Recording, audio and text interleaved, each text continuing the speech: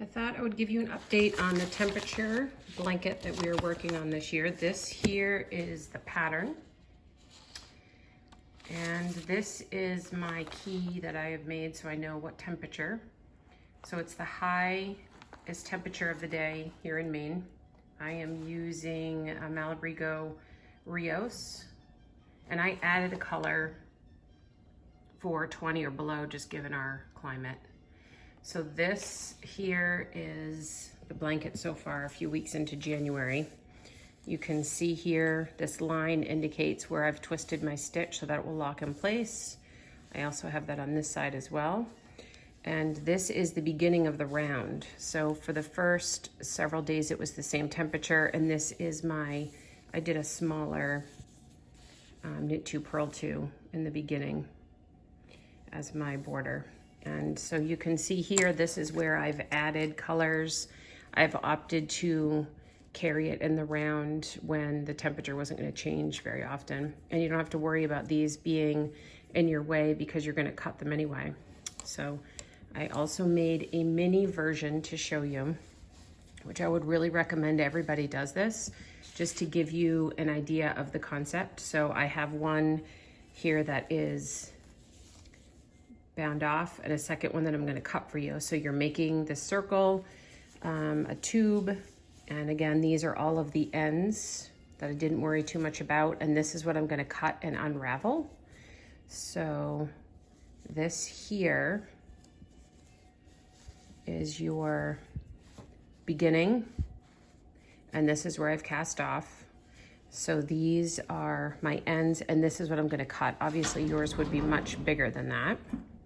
So you can, I would suggest putting cardboard or something underneath it. And then by cutting this here, once you have your whole tube, you know, having something between it would be good. But this here, you can just cut these strands here. And then you can see on this one here, this is where my twisted stitch is here. So I'm gonna unravel. So it might take you a minute to start unraveling it all. And I will also link the Pattern Designer has a video on this as well, on the actual unraveling of all of the stitches. So you just keep going. And then this top stitch, so we're going back to here. This is where the twisted stitch is. You can kind of see it looks a little bit different here. So we're just gonna unravel back to that.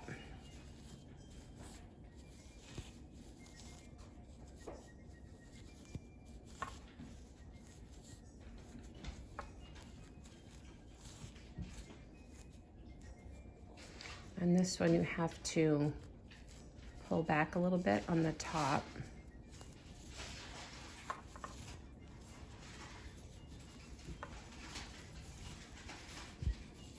And you'll see that it stops it here for my twisted stitch. And then up top, you're gonna undo.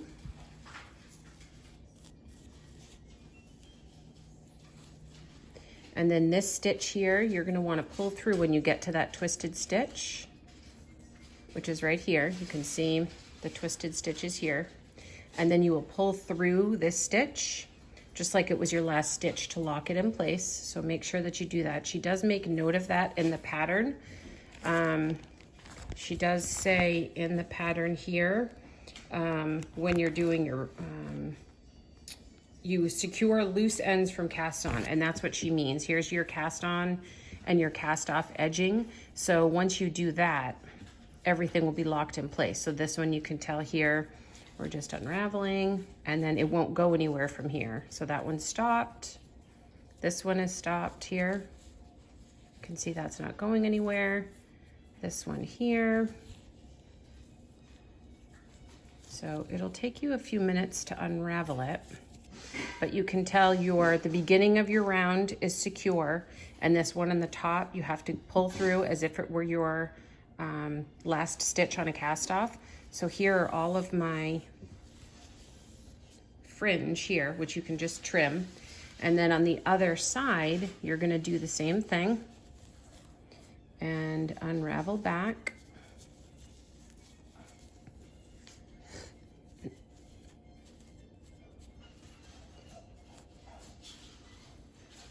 And you're gonna go back to, you can see here, this is my twisted stitch. So pull back. Could use a crochet hook too to grab this top and unravel. And then continue.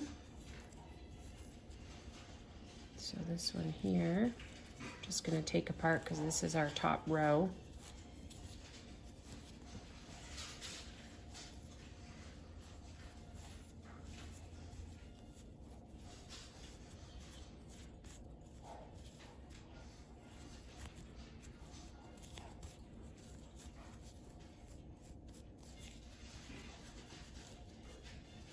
And then here is our twisted stitch here. So we'll continue to pull back.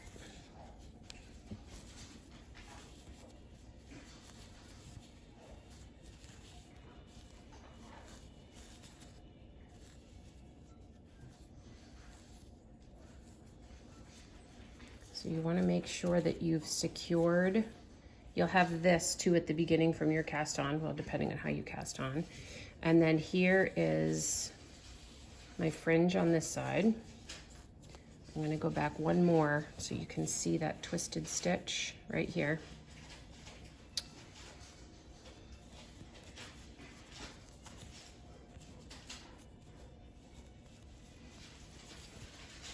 So you can see that it's locked in place. Here's that twisted stitch right here. So I'm locked in place. I've got one more row to do.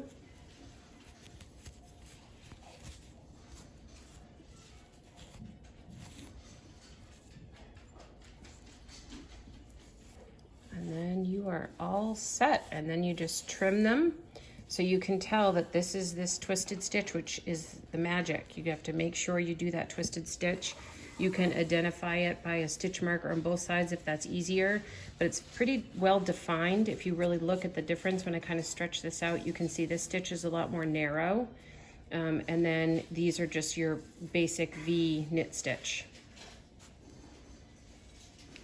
We hope that you show us pictures of your progress.